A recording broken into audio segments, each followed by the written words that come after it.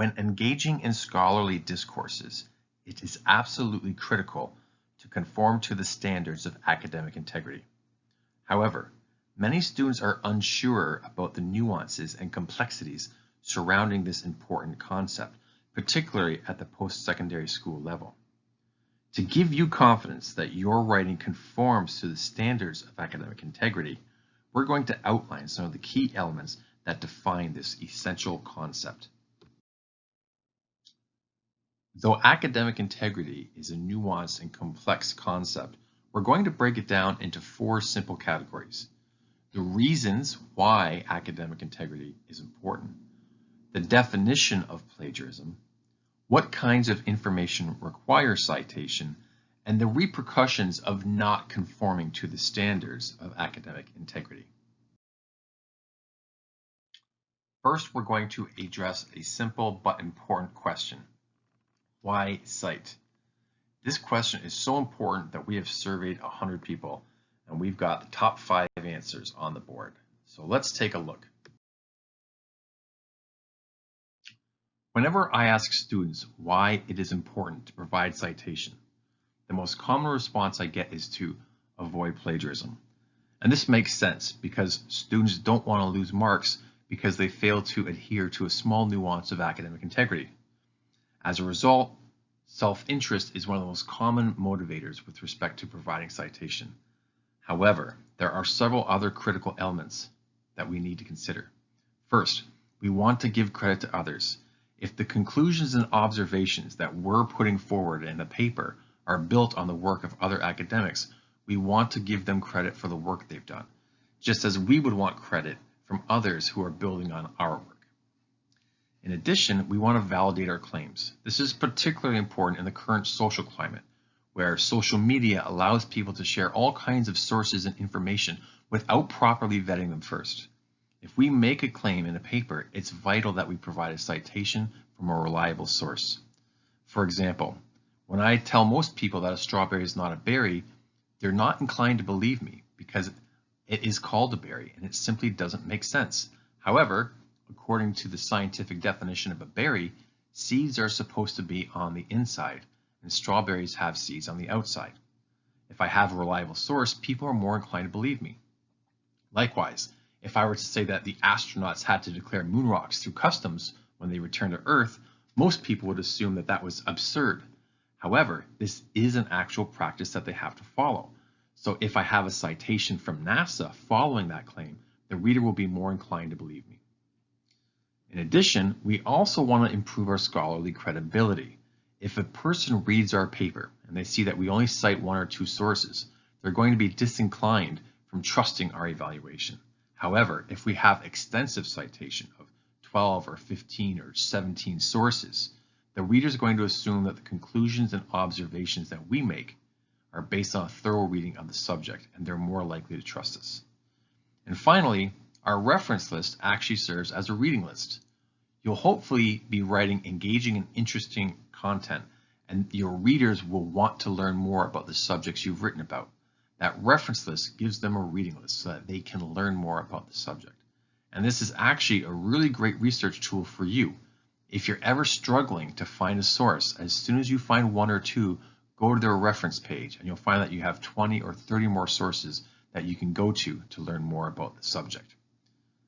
These are the main reasons that we provide citation, but there are others as well.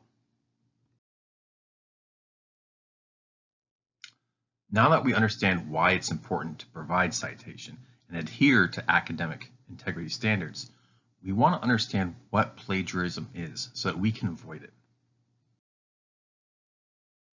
According to the University of Windsor's Student Code of Conduct, plagiarism is, quote, the act of copying, reproducing, or paraphrasing significant portions of one's own work or someone else's published or unpublished material without proper acknowledgement, representing these as new or as one's own, end quote. Most students are already aware that representing someone else's work as your own constitutes plagiarism. However, these same students are surprised to hear that if you reproduce your own work from a previous assignment, that it could constitute plagiarism as well. Therefore, we're going to break these two concepts down so that we can differentiate them and understand how to avoid plagiarism in each context. First, we're going to address a simple question. Is it plagiarism if the work that you're building on is your own work? In order to understand the nuances of the answer, we're going to take a look at an example. Let's assume that in your first year, you took an Intro to Psychology course. And in this class, you had to write a paper about a movie that depicted a mental health disorder. Your job was to assess whether or not the film accurately represented that mental health disorder. In your third year, you have an abnormal psychology course. Your instructor has asked you to evaluate a media source, which could include a movie. And the particular mental health disorder that you chose for your first year course is one that you've discussed in this class.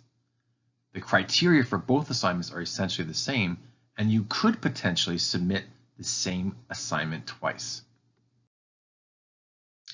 At this point, you might be fairly excited that you can save yourself a lot of time by simply resubmitting the same assignment. However, you have to ask yourself an important question. Can you resubmit the same paper twice for two different classes? The answer is no, you cannot. The whole purpose of taking a class is so that you can expand what you've already learned. If you resubmit something that you already know, you're cheating yourself out of a learning opportunity. Now, it is expected that you will build on the things that you've learned in the past. So if there are portions of your paper that you want to include, you could do that. However, before you do, ask your instructor for permission. Most instructors are happy to allow you to incorporate the ideas you've been building on, as long as they get to see a sample of your past writing so that they know that you're not simply resubmitting the same work, but rather that you're building on what you have already learned. Now that we know what constitutes plagiarism with respect to our own work, let's take a look at what would constitute plagiarism when we're building on the work of other people. When integrating other people's work into your own academic discourses, there are two ways that they will typically be represented: direct quotes and paraphrased passages. In order to avoid plagiarism, we want to consider the subtle nuances of each mode of representation. Let's start with the direct quotes. If you take 3 significant words or more from a source and do not put them in quotation marks, then it is plagiarism, even if you provided an in-text citation and reference. In this case, even if you provided the citation and given them credit for the work, you haven't recognized that the language you use was taken directly from their work. Now, with respect to paraphrased passages, if you put somebody else's findings, ideas, or perspective into your own work, but do not provide a citation and reference, then you have committed plagiarism. Just because you put them in your own words doesn't mean that the idea is yours, and it doesn't mean that you don't have to give credit to the work that went into developing that data. Now that we understand what would constitute plagiarism, whether with respect to representing our own previous work or representing someone else's work, we now want to understand what kinds of information actually require citation. First, we'll start with what we must cite. Uncommon knowledge, contested theories and facts, statistics, images, graphs, and tables, as well as other graphical representations, perspectives other than your own, specific words or phrases, as we've discussed with quotes, and in short, any original idea or research. Now, each of these can be a little nuanced, so let's take a look at some examples. Uncommon knowledge. Whenever we're uncertain about whether or not we need to cite information, we want to ask ourselves, would most readers be unaware of this knowledge? For example, would most readers be unaware of the fact that astronauts had to declare their moon rocks through customs? If you don't think your reader would be familiar with that information, then you need to provide a citation so that they know where to go to validate it. Contested theories. Anytime we're presenting a theory that is contested, we need to cite it. Is the Earth flat? Some people believe that it is, but that is a contested theory. Do vaccines cause autism? Some people believe that this is true. However, this is a contested theory. So whenever we have contested theories that we're presenting, we need to make sure that we provide a citation for them because they are not accepted as common knowledge or as a fact. Statistics. Anytime we have stats, whether it's a percentage, an average, or anything else, we need to provide a citation. And while this is pretty obvious, there are subtle nuances to language that make this a little confusing. For example, if I said most Canadians prefer hockey to other sports, would I need a citation? Surprisingly, the answer is yes. The key word here is most. Most means greater than 50%, the majority. Therefore, although I'm not referring to a specific number, the number I'm referring to is greater than a specific number, 50%. So in this case, I would need to provide a citation. Now, had I simply said many Canadians prefer hockey to other sports, I wouldn't need a citation because I'm not providing a firm number. I'm just making a casual observation. Likewise, would I need a citation if I said cricket has become increasingly popular in Canada? Yes, I would. The key word in this case is increasingly. Although I haven't provided a specific number, I am saying that one number, X, the popularity of cricket today, is greater than Y, the popularity of cricket in the past. These two numbers have a statistical relationship that I am referring to, therefore I need to validate that and show where I got that information from. Graphics. Anytime you provide a graphic representation of something that was taken from another source, you need to provide a citation for it. It doesn't matter if it's an image like a movie poster, a graph, figures, or tables. You need to provide a citation if you took it from somebody else. In addition, if you create a graph, figure, or table based on somebody else's data, you need to make sure that you give them credit for it. Others' perspectives. When introducing a position that you are arguing against or one that supports your own position, be sure to provide a citation for it. For example, when framing our arguments, we often situate them in contrast to opposing positions. In these cases, we want to provide a citation for those contrary positions so that the reader knows who's making that argument. Direct quotes or specific words and phrases. As discussed, if you use 3 significant words or more directly from somebody else's work, you must provide a citation. In addition, these words must also be put in quotation marks. Now, there are subtle nuances to this rule. For example, you might have 3 words, but they might not be significant. I'll be back. Now here we have 3 words, but they might not be considered significant. So though you would still provide a citation, you might not need to put them in quotation marks. Let's assume you're providing a quote from famed American author Mark Twain. America has the best government that money can buy. Here we have 3 or more words, and they are significant words. So in this case, we would not only need to provide a citation, but we would also have to put the words in quotation marks. So, when do we need to cite? In short, you need to provide a citation whenever an idea you present or statement you make is dependent on the work of others. Our good friend Beyonce puts this quite succinctly. If you liked it, then you should have put a citation on it. Now that we know what kinds of work require citation, let's take a look at the information we don't need to cite. Common knowledge, common opinions, and idioms, expressions, or proverbs. These are a little nuanced, so let's take a look at these as well. Common knowledge. Ask yourself, does everybody know this? If so, then there's no need to cite. Canada is a multicultural country. The world is round. These are instances of common knowledge, so we don't need to provide a citation. Common opinions. Ask yourself, is the idea that you are representing a commonly held opinion?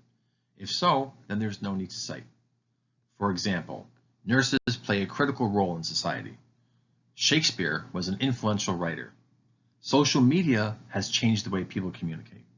These are instances of common opinions, and you wouldn't need to provide a citation for them. Idioms, expressions, and proverbs. Because these are each commonly known phrases, you don't need to provide citations for them, even though you might put them in quotes. However, we strongly discourage students from using these in their academic writing for several reasons. First and foremost, they're informal or casual. Professors will often write words like colloquialism next to these phrases. However, there's other considerations as well. For example, they're culturally biased. We often write for very diverse audiences, so when we use figurative language that comes from a specific culture, people from other cultures might not understand that expression. For example, in Saskatchewan, there's an expression that says, "If my grandmother had wheels, then she'd be a truck." Now, what does that mean? When I first heard it, I just assumed it meant that the person's grandmother was a big, strong woman who could carry a lot. However, the expression is actually used to challenge somebody who is forwarding a what-if scenario. For example, somebody might say, "If the officials had made the different call, then my favorite team would have won the championship." To this, someone might reply, "Well, if my grandmother had wheels, she'd be a truck." Now, there's all kinds of other culturally biased expressions in each culture. For example, in Poland, there's an expression that goes like this: "Not my circus, not my monkey," which essentially just means it's not my problem. And in Russia, they have an expression that goes as follows: "I'm not hanging noodles on your ears." In this case, it just means that I'm being honest with you.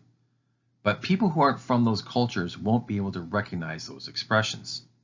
And finally, there are other potential barriers. Some people have cognitive issues when processing language that prevent them from understanding figurative language, and they instead read it in a literal context. Thus, if you say something costs an arm and a leg, they think that it actually costs an arm and a leg. For these reasons, we don't want to use proverbs, expressions, or idioms in our academic writing. Caution: not sure if you need a citation? Cite anyways. You're not going to get in trouble for providing a citation when you didn't need one. However, you could get called out by your instructor if you don't provide one when they think you should have. You do want to consider your audience. For example, what's common knowledge for an engineering student may not be common knowledge for an English student. Thus, what you don't need to cite in an engineering class, you may need to cite in a composition class. However, if you're uncertain, just provide a citation. Now that we know what plagiarism is and what kinds of information require citation, it's important to understand the potential repercussions that you could face if your work does not conform to the standards of academic integrity. In instances where plagiarism may not have been intentional, the repercussions are usually focused on corrective action. For example, you might get a letter of admonition or censure, which essentially tells you what plagiarism is. You might be asked to write a letter of apology or reflection. You might be required to go to an educational session to instruct you on what requires citation. You could face a mark reduction, or you could have to repeat the assignment. If there are more serious, intentional, or repeat offenses of plagiarism, the repercussions are often more severe. You could face a denial of registration, community service, suspension, expulsion, and potentially you could even have your degree rescinded. Now that we know why it's important to provide citation, what plagiarism is, what kinds of information require citation, and the repercussions of committing plagiarism, it's time to do a summary of all of our key points. Why we cite. Typically, there are 5 reasons why we provide citation: to avoid plagiarism, to give credit to others for their work, to validate our claims, to enhance our scholarly credibility, and to provide our readers with a reading list so that they can learn more about the subject. What is plagiarism? It could be representing somebody else's work as your own, or resubmitting your old work and representing it as new. If you're incorporating somebody else's work into your paper, be sure to give them proper credit. And if you're going to integrate or build on some of your older material, be sure to get your instructor's permission first. What kinds of material require citation? Uncommon knowledge, things that not everybody would know, contested theories, statistics, graphic representations such as images, figures, and tables, other people's perspectives, and specific words or phrases. What are the repercussions of plagiarism? It could include admonition or censure, a letter of apology or reflection. You might have to attend an educational session, or you could receive a mark reduction on your paper, and you might even be asked to repeat an assignment. However, for more serious cases, the consequences can be a little more extreme. You could be denied registration, have to do community service, you could face suspension, expulsion, or you could have your degree rescinded. Final thoughts. Direct quotes require both citation and quotation marks. If you don't provide both, you are committing plagiarism. Even when you put someone else's work in your own words, you still need to provide a citation. Just because they're your own words doesn't mean they're your own thoughts or representative of work that you did. Though information might be easy to find on the internet, if it's not common knowledge, provide a citation anyways. And finally, when in doubt, cite anyways. You won't get in trouble for providing a citation when you didn't need one, but again, you could get in trouble for not providing one when your instructor thought you should have. If you have any more questions about plagiarism and academic integrity, don't hesitate to book an appointment with the Writing Support Desk through My Success. Until next time, take care of yourselves and each other.